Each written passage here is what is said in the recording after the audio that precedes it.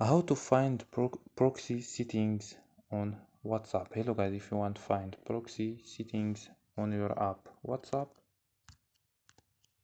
first step, click your app and go to this option, more options, and go to settings and scroll down and click storage and data. Scroll down and you can find here proxy settings. You can click turn on or click turn off. So don't forget like and subscribe. Bye.